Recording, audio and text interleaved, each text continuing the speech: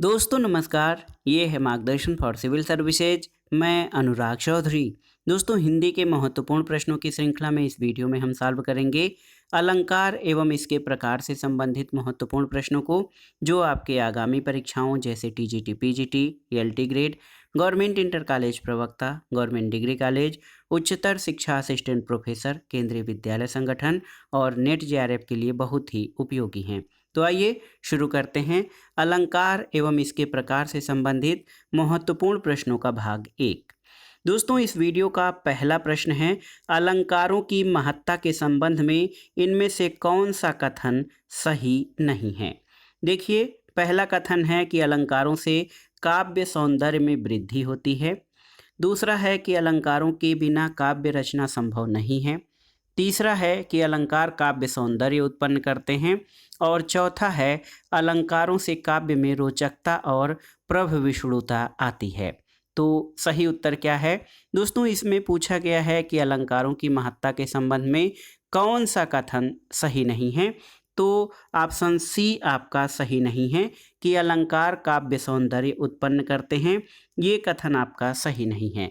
दोस्तों अलंकार जो हैं वो काव्य सौंदर्य उत्पन्न नहीं करते, बल्कि काव्य सौंदर्य में वृद्धि करते हैं।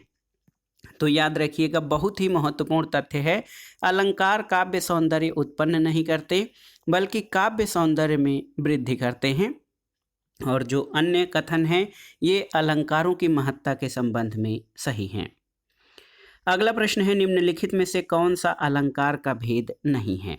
शब्दालंकार, छंदालंकार, अर्थालंकार और उभयालंकार। तो सही उत्तर है, देखिए ऑप्शन बी यानी छंदालंकार अलंकार का भेद नहीं है। अलंकार के 3 भेद माने जाते हैं, इनमें शब्दालंकार, अर्थालंकार और उभयालंकार आते हैं। छंदालंकार अलंकार का भेद नहीं है।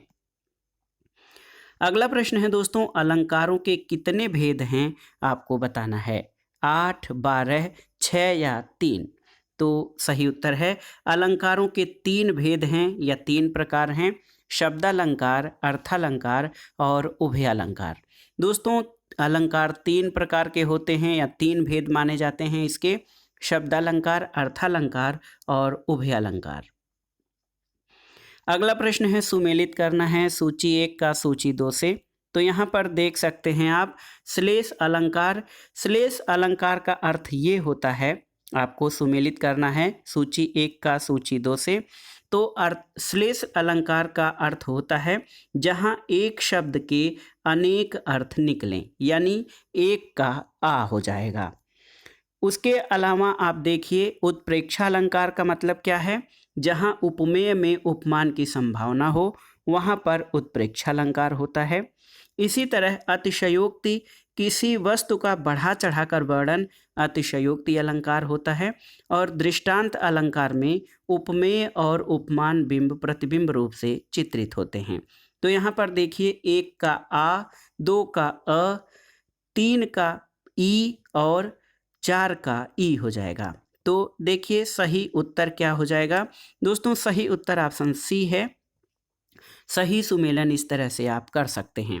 दोस्तों आइए थोड़ा सा विस्तार में जान लेते हैं इसके बारे में कि जहाँ एक शब्द के अनेक अर्थ निकले वहाँ पर श्लेष अलंकार होता है। जहाँ उपमेय में उपमान की संभावना हो वहाँ पर उत्प्रेक्षा अलंकार होता है। और जहाँ पर किसी वस्तु का बढ़ा चढ़ाकर वर्णन हो वहाँ अतिशयोक्ति अलंकार, तथा जहाँ उपमेय और उपमान बिंब प्रतिबिंब रूप से चित्रित हों वहाँ दृष्टांत अलंकार होता है। अब आइए दोस्तों अलंकार के प्रकारों के बारे में। सबसे पहले अनुप्रास अलंकार से संबंधित प्रश्नों को देखते हैं। देखिए, इनमें से जो अनुप्रास अलंकार का लक्षण न हो उसे छांटिए। पहला है कि शब्द के प्रारंभ में अथवा अंत में वर्णों की आवृत्ति। दूसरा है एक या अनेक वर्णों की क्रमानुसार आवृत्ति। तीसरा है पंक्ति की संपूर्णतया आवृत्ति या एक ही उच्चारण स्थान से बोले जाने वाले वर्णों की आवृत्ति। तो दोस्तों इसमें आप देख सकते हैं अनुप्रास अलंकार का लक्षण ऑप्शन सी नहीं है। क्योंकि पंक्ति की संपूर्णतया आवृत्ति को अनुप्रास अलंकार नहीं कहा जाता है। और अन्य विकल्प आपके सही हैं अनुप्रास के संबंध में, जबकि पंक्ति की संपूर्णतया या पूरी तरह से आवृत्ति या दोहराव को अनुप्रास अलंकार के लक्षण के रूप में नहीं माना जाता है। ऑप्शन सी इस प्रश्न का सही उत्तर हो जाएगा। अगला प्रश्न देखते हैं, शब्दालंकार में यह नहीं है। देखिए, यमक, श्लेष, अनुप्रास या उपमा, इसमें से शब्दालंकार में कौन सा नहीं है? तो सही उत्तर है ऑप्शन डी। दोस्तों, प्रमुख शब्दालंकारों में अनुप्रास, यमक, श्लेष अलंकार, पुनरुक्ति, विप्सा, वक्रोक्ति आदि हैं, जबकि उपमा, रूपक, उत्प्रेक्षा, उपमेयोपमा, अतिशयोक्ति, प्रतिवस्तुपमा, अर्थांतरन्यास, काव्यलिंग, उल्लेख, विरोधाभास, स्वभावोक्ति, दृष्टांत आदि अर्थालंकार के उदाहरण हैं। तो आप जान लीजिए कि शब्दालंकार में अनुप्रास अलंकार, यमक अलंकार, श्लेष अलंकार, पुनरुक्ति हैं, विप्सा, वक्रोक्ति आदि हैं। और हम अभी शब्दालंकार और उसके भेद के बारे में पढ़ रहे हैं। तो इसमें से उपमा जो है शब्दालंकार का लक्षण या भेद नहीं है। अगला प्रश्न है, सो सुख सुजस सुलभ मोहि स्वामी, इसमें कौन सा अलंकार है? सो सुख सुजस सुलभ मोहि स्वामी, इसमें किस अलंकार का प्रयोग है? तो सही उत्तर है ऑप्शन सी, अनुप्रास अलंकार। दोस्तों, अनुप्रास जो शब्द है अनु प्लस प्रास शब्दों से मिलकर बना है। इसमें अनु का अर्थ है बार बार और प्रास का अर्थ है वर्ण, यानी जहाँ पर स्वर की समानता के बिना भी वर्णों की बार बार आवृत्ति होती है वहाँ अनुप्रास अलंकार होता है। यहाँ पर आप देख सकते हैं स और म वर्ण की बार बार आवृत्ति हो रही है, इसलिए यहाँ अनुप्रास अलंकार है। अगर हम अनुप्रास अलंकार के भेद की बात करें या प्रकारों की बात करें तो आप जान सकते हैं दोस्तों, अनुप्रास के 5 भेद होते हैं। छेकानुप्रास, वृत्त्यानुप्रास, लाटानुप्रास, श्रुत्यानुप्रास और अंत्यानुप्रास। इसमें से 3 महत्वपूर्ण हैं, छेकानुप्रास, वृत्त्यानुप्रास और लाटानुप्रास। जहाँ कोई वर्ण केवल 2 बार आए वहाँ छेकानुप्रास होता है। जहाँ किसी वर्ण की आवृत्ति वृत्तियों के अनुसार हो वहाँ पर वृत्त्यानुप्रास होता है। वृत्तियाँ 3 प्रकार की होती हैं, कोमला, परुषा और उपनागरिका। इसके अलावा जिस रचना में य, र, ल व श आदि कोमल अक्षरों की प्रधानता हो वहाँ कोमला। जहाँ ओज की व्यंजना करने वाले कठोर शब्द आए जैसे ट वर्ग के वर्ण अथवा द्वित्व वर्ण वहाँ परुषा वृत्ति होती है। और उपनागरिका वृत्ति में अनुस्वार और अनुनासिक वर्ण आते हैं। इसी तरह से लाटानुप्रास में ऐसे शब्द या वाक्य दोबारा आते हैं जिनका सामान्य अर्थ तो एक ही होता है किंतु अन्वय करने से पूरी उक्ति का अर्थ बदल जाता है। अब आते हैं अगले प्रश्न पर, जहां वर्णों की आवृत्ति बार बार होती है उनमें कौन सा अलंकार होता है? तो आप जानते हैं दोस्तों, जहां पर वर्णों की आवृत्ति बार बार होती है वहां पर कौन सा अनुप्रास अलंकार होता है? ऑप्शन सी आपका सही उत्तर है। अगले प्रश्न पर आते हैं दोस्तों। अगला प्रश्न है, पराधीन जो जन नहीं स्वर्ग नरकता हेतु, पराधीन जो जन नहीं स्वर्ग नरकता हेतु, उपर्युक्त पंक्तियों में कौन सा अलंकार है? देखिए, अनुप्रास, यमक, श्लेष या उपमा। तो इस पंक्ति में वाक्य दोबारा आ रहा है जिसका सामान्य अर्थ तो एक ही है किंतु अन्वय करने से पूरी उक्ति का अर्थ बदल रहा है। प्रस्तुत पंक्ति के पूर्वार्ध या पहली लाइन का अर्थ क्या है कि मनुष्य पराधीन है उसके लिए स्वर्ग नरक है, और उत्तरार्ध का अर्थ है जो मनुष्य पराधीन नहीं उसके लिए नरक भी स्वर्ग है, और यह लाटानुप्रास अलंकार के अंतर्गत आता है। तो पहले में देखिए, विराम चिन्ह के प्रयोग से पराधीन जो जन नहीं स्वर्ग नरकता हेतु और पराधीन जो जन नहीं स्वर्ग नरकता हेतु, दोनों पंक्तियां एक ही हैं लेकिन इसमें जो है दूसरी पंक्ति का अर्थ अन्वय करने से बदल जा रहा है। यहाँ पर अनुप्रास अलंकार है। अगला प्रश्न है दोस्तों, राम हृदय जाके नहीं विपत्ति सुमंगलता ही, राम हृदय जाके नहीं विपत्ति सुमंगलता ही, इनमें से कौन सा अनुप्रास है? ऑप्शन देखिए, श्रुत्यानुप्रास, वृत्त्यानुप्रास, लाटानुप्रास या छेकानुप्रास। तो सही उत्तर है लाटानुप्रास अनुप्रास का प्रयोग इन पंक्तियों में किया गया है। और प्रस्तुत पंक्ति के पहले पंक्ति का अर्थ है कि जिनके हृदय में राम नहीं है उन्हें विपत्ति आती है, और बाद की पंक्ति का अर्थ है जिनके हृदय में राम है उन्हें किसी प्रकार की विपत्ति नहीं आती है। अतः यहाँ पर लाटानुप्रास का प्रयोग किया गया है। अगला प्रश्न है दोस्तों, जननी तू जननी भई विधि सन कछु न बसाए में कौन सा अलंकार है। देखिए, जननी तू जननी भई विधि सन कछु न बसाए, इसमें कौन सा अनुप्रास है। छेकानुप्रास, वृत्त्यानुप्रास, लाटानुप्रास या इनमें से कोई नहीं। तो सही उत्तर है इस पंक्ति में लाटानुप्रास शब्द का प्रयोग है। जब एक शब्द या वाक्य खंड की आवृत्ति उसी अर्थ में हो पर तात्पर्य या अन्वय में भेद हो तो वहाँ लाटानुप्रास होता है, और प्रस्तुत पंक्ति में लाटानुप्रास का उदाहरण है। अगला प्रश्न है दोस्तों, तरन तनुजा तट तमाल तरुअर बहुछाए झुके कूल सो जल परसन हित मनहु सुहाए, इन पंक्तियों में कौन सा अलंकार है। देखिए, उत्प्रेक्षा, वृत्त्यानुप्रास, शब्दार्थ अलंकार या स्वभावोक्ति। तो सही उत्तर है जहाँ पर एक अथवा एक से अधिक वर्ण समूह की एक से अधिक बार आवृत्ति हो वहाँ वृत्त्यानुप्रास होता है। देखिए, तरन तनुजा तट तमाल तरुअर बहुछाए, इसमें एक से अधिक वर्ण समूह की एक से अधिक बार आवृत्ति हो रही है, और यहाँ पर त की आवृत्ति हो, त अक्षर की आवृत्ति कई बार हो रही है, तो यहाँ पर वृत्त्यानुप्रास है। ऑप्शन बी आपका सही उत्तर है। अगला प्रश्न है, जहाँ एक व्यंजन की आवृत्ति एक या अधिक बार हो वहाँ पर कौन सा अलंकार होता है। तो सही उत्तर है वृत्त्यानुप्रास। ऑप्शन बी आपका सही उत्तर है। अनुप्रास के बाद आइए यमक अलंकार से संबंधित महत्वपूर्ण प्रश्नों को देख लेते हैं। पहला प्रश्न है, कहे कभी बेनी बेनी ब्याल की चुराई लेनी, इस पंक्ति में कौन सा अलंकार है।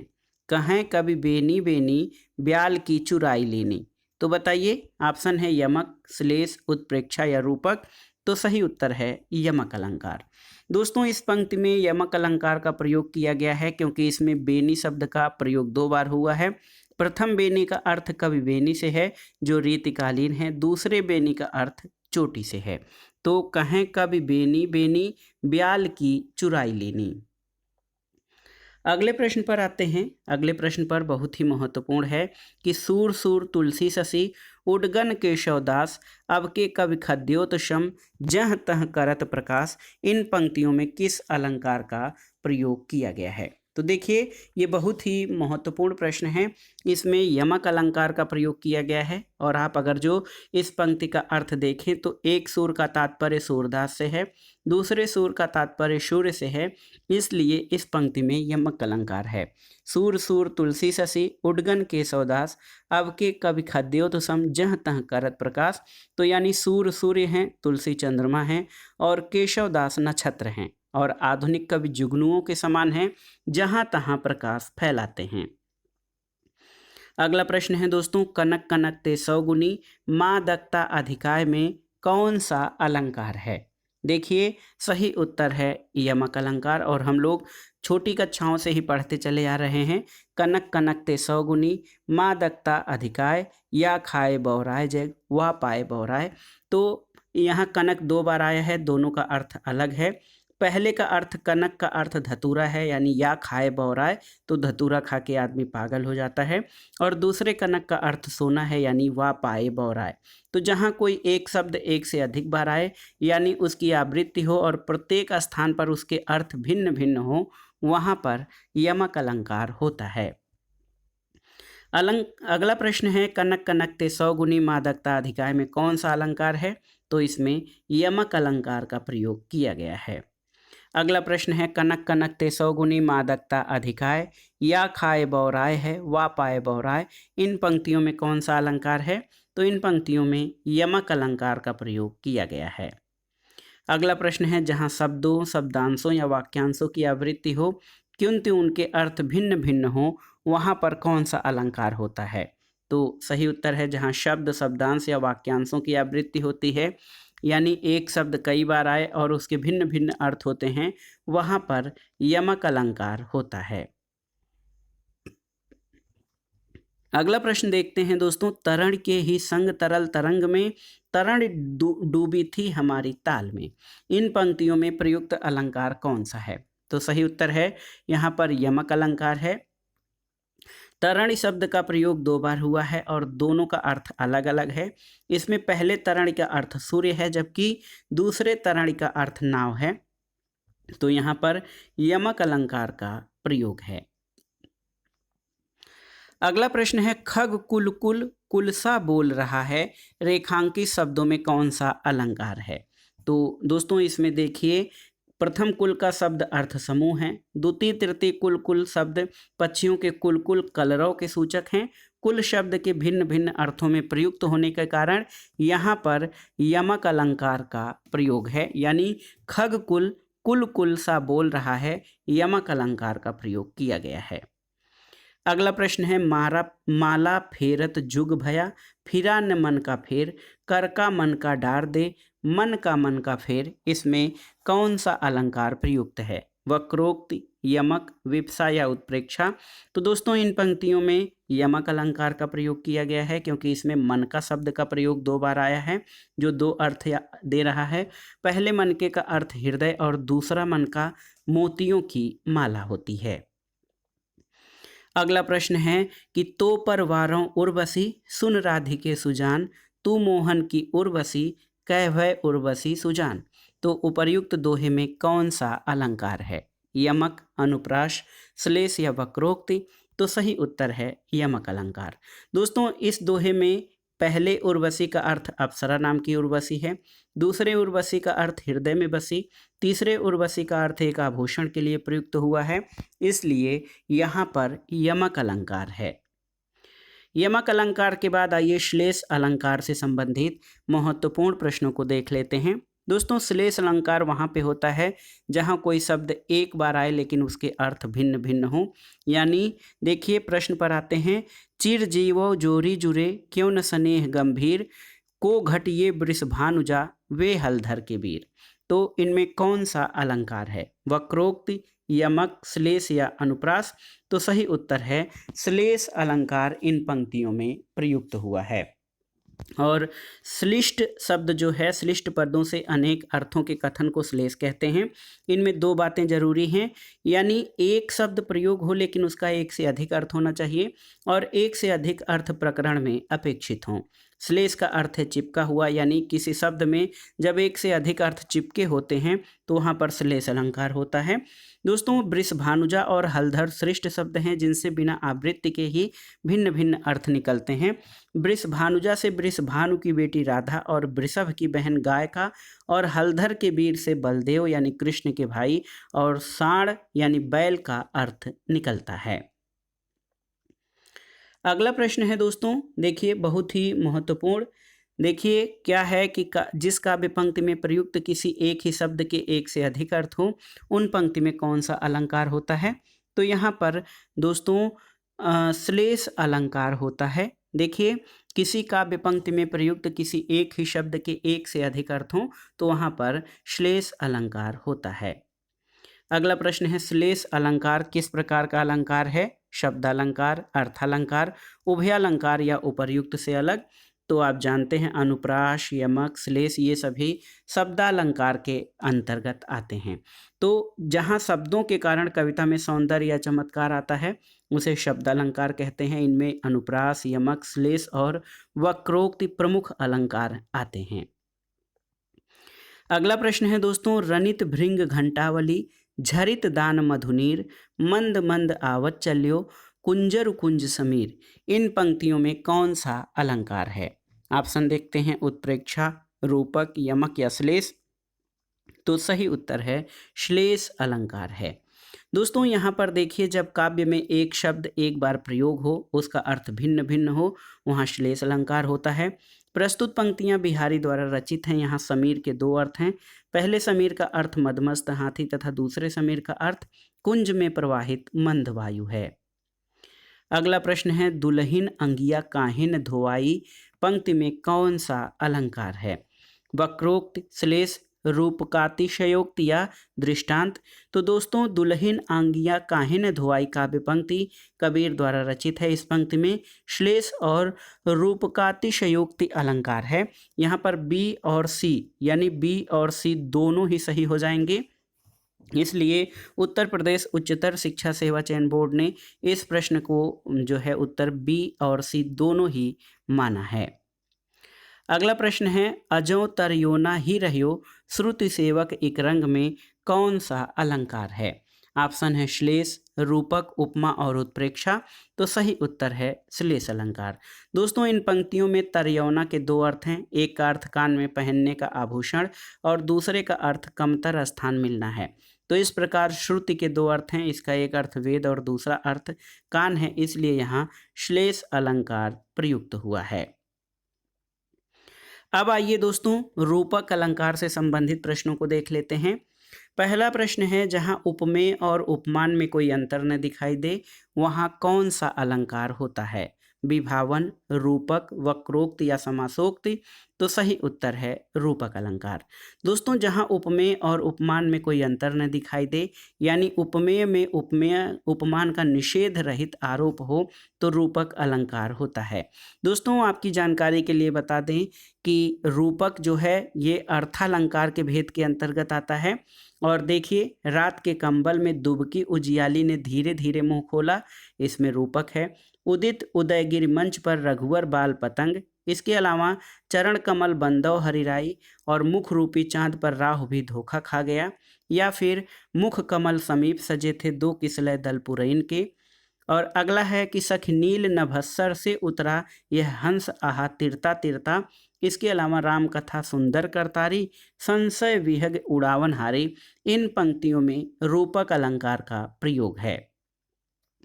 अगला प्रश्न है निम्न में से कौन अर्थालंकार है। देखिए श्लेष, यमक, वक्रोक्त या रूपक। तो इनमें रूपक जो है अर्थालंकार है। शेष जो हैं ये शब्दालंकार के उदाहरण हैं। जहाँ अर्थ के माध्यम से काव्य में चमत्कार उत्पन्न होता है वहाँ अर्थालंकार होता है। इसमें उपमा, रूपक, उत्प्रेक्षा, दृष्टांत, संदेह, अतिशयोक्ति, प्रतीप, भ्रांतिमान, दीपक, व्यतिरेक, आहत्पन्नति, अनन्वय, इसके अलावा उल्लेख, मानवीकरण इत्यादि ये अलंकार हैं। और आप देख लीजिए रूपक अर्थालंकार का उदाहरण है। अगला प्रश्न है उदित उदय गिरिमंच पर रघुवर बाल पतंग कि विकसे संत सरोज सब हर्षे लोचन भृंग। इन पंक्तियों में उपर्युक्त पंक्तियों में कौन सा अलंकार है आपको बताना है। तो ऑप्शन है देखिए उपमा, रूपक, उत्प्रेक्षा या दृष्टांत। तो सही उत्तर है रूपक अलंकार। दोस्तों जहाँ उपमेय को उपमान के रूप में दिखाया जाए वहाँ रूपक अलंकार होता है। रूपक के तीन भेद होते हैं या तीन प्रकार हैं। निरंग रूपक, सांग रूपक और परंपरित रूपक। निरंग में केवल उपमेय और उपमान का अभेद रहता है। जहाँ उपमेय में उपमान के अंगों का भी आरोप हो वहाँ सांग रूपक होता है। और परंपरित रूपक में एक रूपक के द्वारा दूसरे रूपक की पुष्टि होती है। इन पंक्तियों में सांग रूपक अलंकार है। और प्रस्तुत पंक्तियों में जनक सभा में रखे गए धनुष का वर्णन है जिसे तोड़ने के लिए श्री राम मंच पर चढ़ गए हैं। इसमें मंच, रघुवर राम, संत लोचन, उपमेय तथा उपमान उदयगिरि, बाल पतंग और सरोज और भृंग जो हैं भ्रमर उपमान हैं। अगला प्रश्न है उदित उदय गिरिमंच पर रघुवर बाल पतंग में कौन सा अलंकार है। तो यहाँ पर रूपक अलंकार है। अगला प्रश्न है दोस्तों चरण कमल बंदौ हरिराई में कौन सा अलंकार है। तो चरण कमल बंदौ हरिराई में रूपक अलंकार है। इस पंक्ति का अर्थ है कि कमल रूपी चरण वाले हरि की मैं वंदना करता हूँ। जहाँ रूपी शब्द का प्रयोग हो वहाँ रूपक अलंकार होता है। और उपमेय और उपमान में कोई भेद नहीं होता, दोनों की स्थिति समान होती है। दोस्तों यहाँ पर कुछ अन्य पंक्तियों को देख लीजिए जिसमें रूपक अलंकार का प्रयोग हुआ है। इसमें है मैया मैं तो चंद्र खिलौना लय हूँ, पायो जी मैंने राम रतन धन पायो, आए महंत वसंत और तुलसी मन मंदिर में बिहरें। इन पंक्तियों में रूपक अलंकार का प्रयोग किया गया है या रूपक अलंकार है। अगला प्रश्न है चरण कमल बंदौ हरिराई में कौन सा अलंकार है। तो उत्तर है रूपक अलंकार है चरण कमल बंदौ हरिराई में। अगला प्रश्न ये कई बार पूछा गया है कि चरण कमल बंधव हरिराई, तो यहाँ रूपक अलंकार प्रयुक्त है। अगला प्रश्न है मुख रूपी चांद पर राहु भी धोखा खा गया, इन पंक्तियों में कौन सा अलंकार है? तो उत्तर है मुख रूपी चांद पर राहु भी धोखा खा गया रूपक अलंकार का उदाहरण है। जिस काव्य पंक्ति या वाक्य में उपमेय पर उपमान का आरोप किया जाए उस अलंकार को रूपक कहते हैं, यानी उपमेय उपमान में कोई अंतर न दिखाई पड़े। तो प्रस्तुत पंक्तियों में इसी का वर्णन किया गया है कि मुख रूपी चांद पर राहु भी धोखा खा गया रूपक अलंकार है। अगला प्रश्न है मुख कमल समीप सजे थे, दो किसलय दल पुरैन के उपर्युक्त पंक्ति में कौन सा अलंकार है? तो यहाँ पर रूपक अलंकार है। प्रस्तुत पंक्तियाँ जयशंकर प्रसाद की आंसू नामक रचना से ली गई हैं, जहाँ उपमेय में उपमान का आरोप किया गया है, अतः यहाँ रूपक अलंकार है। अगला प्रश्न है सख नील नभस्सर से उतरा यह हंस आहा तिरता तिरता, अब तारक मौक्तिक शेष नहीं निकला जिनको चरता चरता। यहाँ पर रूपक अलंकार का कौन सा प्रकार प्रयुक्त हुआ है? सांग रूपक, निरंग रूपक, परंपरित रूपक या इनमें से कोई नहीं? तो उत्तर है परंपरित रूपक, ऑप्शन सी। देखिए इस पद्यांश का अर्थ है कि तारागण रूपी मोती इसलिए समाप्त हो गए क्योंकि आकाश रूपी सरोवर से निकले सूर्य रूपी हंस ने उन्हें चुग लिया। यहाँ तारागण रूपी मोतियों में सूर्य रूपी हंस का आरोप किया गया है, अतः यहाँ परंपरित रूपक है। अगला प्रश्न है दोस्तों राम कथा सुंदर करतारी संशय बिहग उड़ावन हारी, इस पंक्ति में कौन सा अलंकार है? तो यहाँ पर रूपक अलंकार है। यहाँ राम की कथा को हाथ की सुंदर ताली माना गया है जो संदेह रूपी पक्षियों को उड़ा देती है। जहाँ उपमेय और उपमान केवल सादृश्य ही नहीं दिखाया जाता बल्कि दोनों को एक बना दिया जाता है, वहाँ रूपक अलंकार होता है। अब आते हैं अगले प्रश्न पर। बीती विभावरी जागरी अंबर पनघट में डूबो रही तारा घट ऊषा नागरी, उपर्युक्त पंक्तियों में कौन सा अलंकार है? देखिए रूपक, उत्प्रेक्षा, श्लेष या यमक, तो सही उत्तर है रूपक अलंकार। दोस्तों इस पंक्ति में रूपक अलंकार है। इन काव्य पंक्तियों के रचयिता छायावादी कवि जयशंकर प्रसाद हैं। वस्तुतः जब उपमेय में उपमान का निषेध रहित आरोप होता है तो वहाँ रूपक अलंकार होता है। और आप देख लीजिए कुछ अन्य उदाहरण जिसमें रूपक अलंकार प्रयुक्त हुआ है। भेद, निरंग, सांग, परंपरित रूपक के भेद होते हैं। इसके अलावा उदित उदय गिरिमंच पर रघुवर बाल पतंग में रूपक अलंकार, राम नाम सुंदर करतारी संशय बिहग उड़ावन हारी, पायो जी मैंने राम रतन धन पायो और एक राम घनश्याम हित चातक तुलसीदास, इन सभी पंक्तियों में रूपक अलंकार आता है। अगला प्रश्न है बीती विभावरी जागरी अंबर पनघट में डूबो रही तारा घट ऊषा नागरी, इस काव्य पंक्तियों में अलंकार कौन सा है? तो आप जानते हैं इसमें रूपक अलंकार है। अब आइए आगे रूपक के बाद उत्प्रेक्षा अलंकार से संबंधित महत्वपूर्ण प्रश्नों को देख लेते हैं। प्रश्न है कि जहाँ उपमेय का प्रतिषेध कर उपमान की स्थापना की जाए वहाँ कौन सा अलंकार होता है? उत्प्रेक्षा, रूपक, रूपकातिशयोक्ति या अपहुति, तो सही उत्तर है उत्प्रेक्षा। दोस्तों जहाँ उपमेय में उपमान को प्रबल रूप से कल्पित कर देखा जाता है वहाँ उत्प्रेक्षा अलंकार होता है, जबकि उपमेय पर उपमान का आरोप या उपमान और उपमेय का अभेद होने पर रूपक होता है। अगले प्रश्न पर आते हैं कि नील परिधान बीच सुकुमार खुल रहा मृदुल अधखुला अंग, खिला हो ज्यों बिजली का फूल मेघ बन बीच गुलाबी रंग, इन पंक्तियों में कौन सा अलंकार है? उत्प्रेक्षा, श्लेष, रूपक या उपमा? तो दोस्तों इस प्रश्न का उत्तर बहुत क्लियर इसलिए नहीं कर सकते क्योंकि कई जगह पर अलग अलग विचारकों द्वारा अलग अलग मंतव्य दिए गए हैं। ओम प्रकाश शर्मा द्वारा रचित काव्यालोचना भारतीय काव्य शास्त्र की आधुनिकतम कृति में उपर्युक्त पंक्ति में वस्तुत प्रेक्षालंकार दर्शित है। हरिश्चंद्र वर्मा द्वारा रचित साहित्य चिंतन के नए आयाम में काव्य बिंब प्रदर्शित किया गया है और किसी पुस्तक में इन पंक्तियों को उपमा अलंकार बताया गया है। तो उत्तर प्रदेश माध्यमिक शिक्षा सेवा चयन बोर्ड ने अपने संशोधित उत्तर कुंजी में इस प्रश्न को मूल्यांकन से बाहर कर दिया है। अगले प्रश्न पर आते हैं दोस्तों। जब उपमेय में उपमान की संभावना प्रकट की जाए तो कौन सा अलंकार होता है? तो उत्तर है उत्प्रेक्षा अलंकार। जब उपमेय में उपमान की संभावना प्रकट की जाए तब उत्प्रेक्षा अलंकार होता है। मानो मानहु मनहु, मनु जानो जानहु, जनु निश्चय आदि उत्प्रेक्षा के वाचक शब्द हैं। यानी मानो, मानहु, मनहु, मनु, जानो, जानहु, जनु। तो दोस्तों ये शब्द जहाँ पर आते हैं काव्य पंक्तियों में, वहाँ पर उत्प्रेक्षा अलंकार संभावित होता है। उत्प्रेक्षा अलंकार 3 प्रकार के होते हैं: वस्तुत्प्रेक्षा, हेतुत्प्रेक्षा और फलोत्प्रेक्षा अलंकार। जहाँ एक वस्तु में दूसरी वस्तु के आरोप की संभावना की जाए वहाँ वस्तु उत्प्रेक्षा होता है।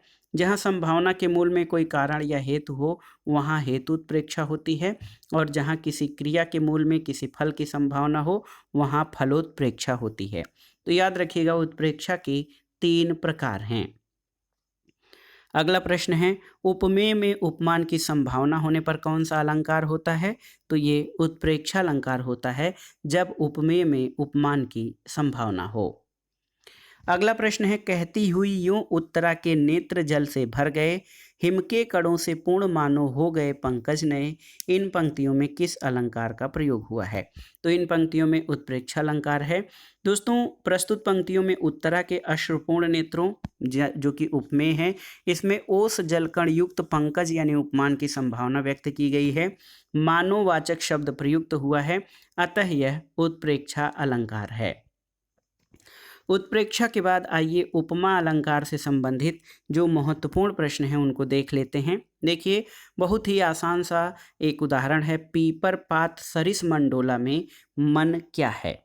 तो देखिए उपमेय, उपमान, वाचक या धर्म।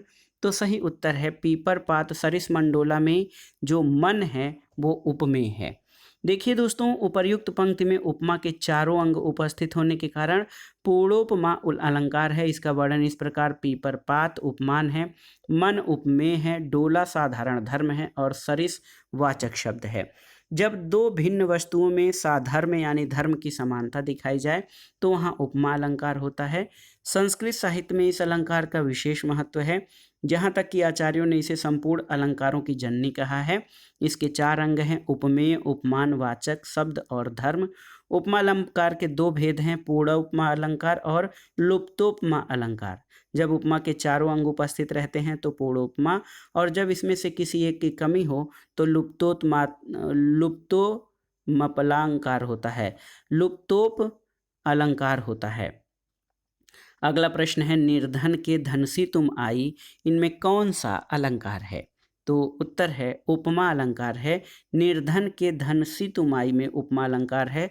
जहाँ उपमेय और उपमान में रूप गुण आदि के सादृश्य का प्रतिमान हो वहाँ पर उपमा अलंकार होता है।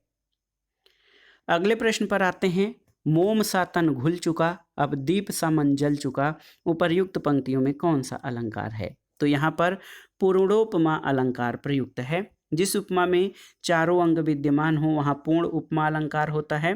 प्रस्तुत पंक्तियों में मोम तथा दीप उपमान है, तन तथा मन उपमेय है, वाचक शब्द सा दोनों में साधारण धर्म घुल चुका तथा जल चुका है, अतः यहाँ पर पूर्ण उपमा अलंकार है। अगला प्रश्न है दोस्तों, जिस धर्म साम्य को आधार बनाकर उपमेय उपमान में एकता स्थापित की जाती है उसे क्या कहते हैं? साधारण धर्म, वाचक, उपमान या उपमेय? तो सही उत्तर है वाचक। दोस्तों जिस धर्म साम्य को आधार बनाकर उपमेय उपमान में एकता स्थापित की जाती है उसे वाचक शब्द कहते हैं।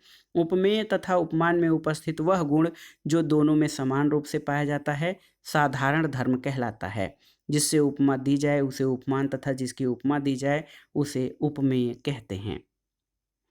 अगला प्रश्न है, उपमेय को जिसके समान बतलाया जाता है उसे क्या कहते हैं? तो सही उत्तर है उपमेय को जिसके समान बताया जाता है उसे उपमान कहते हैं। ऑप्शन बी आपका सही उत्तर है।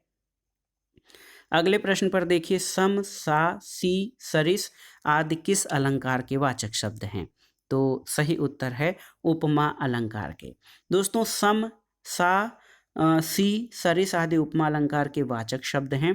और आप जान लीजिए कि दो वस्तुओं में समान धर्म के प्रतिपादन को उपमा कहते हैं। उपमा के 4 अंग हैं जिनका विवरण इस प्रकार है। उपमेय यानी जिसकी उपमा दी जाए, यानी जिसका वर्णन हो रहा हो। उपमान जिससे उपमा दी जाए। वाचक शब्द यानी समानता बताने वाले या तुलना करने वाले शब्द। और समान धर्म यानी उपमेय और उपमान के उभयनिष्ठ धर्म जो कि गुण विशेषता आदि आते हैं, इनको समान धर्म कहते हैं। दोस्तों, उपमा अलंकार के बाद आइए भ्रांतिमान अलंकार से संबंधित कुछ महत्वपूर्ण प्रश्नों को देख लेते हैं जो परीक्षाओं में पूछे गए हैं। पाए महावर देन को नाइन बैठी आए, फिर जान महावरी एड़ी मीड़त जाए, इसमें कौन सा अलंकार है? ऑप्शन है आपके अतिशयोक्ति, भ्रांतिमान, संदेह या प्रतीप। तो सही उत्तर है भ्रांतिमान अलंकार। आप देख सकते हैं इस पंक्ति में भ्रांतिमान अलंकार है। जहाँ सादृश्य के कारण किसी वस्तु में दूसरी वस्तु का भ्रम हो जाता है, वहाँ भ्रम या भ्रांतिमान अलंकार होता है। इस दोहे में नाइन को नायिका की एड़ी में महावर की गोली का भ्रम हो गया है। एड़ी इतनी लाल है कि नाइन उसे महावरे की गोली समझकर बार बार मीड़ कर रंग निकालना चाहती है। यहाँ पर भ्रांतिमान अलंकार है। अगले प्रश्न पर आते हैं। निम्न पंक्तियों में कौन सा अलंकार है, आपको बताना है। देखिए, नाक का मोती अधर की कांति से, बीज दाढ़िम का समझकर भ्रांति से, देखकर सहसा हुआ शुक मौन है, सोचता है अन्य शुक यह कौन है। इसमें कौन सा अलंकार है? संदेह, भ्रांतिमान, प्रतीप या निदर्शना। तो सही उत्तर है भ्रांतिमान अलंकार। दोस्तों, इस पंक्ति में भ्रांतिमान अलंकार है। यहाँ घर में पाले शुक को नायिका की नाक और मोती में अनार का दाना पकड़े हुए शुक का भ्रम हो रहा है। जहाँ समता के कारण किसी वस्तु में उपमेयों में अन्य वस्तु का उपमान का भ्रम हो जाए, वहाँ भ्रांतिमान अलंकार होता है। तो दोस्तों, ये था आज का वीडियो। इसमें हमने अलंकार और उसके प्रकारों से संबंधित महत्वपूर्ण प्रश्नों को सॉल्व किया है। ये प्रश्न आपके आगामी परीक्षाओं के लिए बहुत ही उपयोगी और महत्वपूर्ण हैं। इसके आगे के वीडियो में हम अलंकारों के अन्य प्रकार जैसे संदेह अलंकार, विभावना अलंकार आदि से संबंधित महत्वपूर्ण प्रश्नों को सॉल्व करेंगे। ये प्रश्न आपके आगामी परीक्षाओं के लिए बहुत ही उपयोगी और महत्वपूर्ण हैं। दोस्तों, वीडियो आपको कैसा लगा हमें कमेंट बॉक्स में ज़रूर बताइएगा। वीडियो को लाइक करें, शेयर करें और इस चैनल मार्गदर्शन फॉर सिविल सर्विसेज को सब्सक्राइब करें। वीडियो देखने के लिए धन्यवाद दोस्तों। नमस्कार।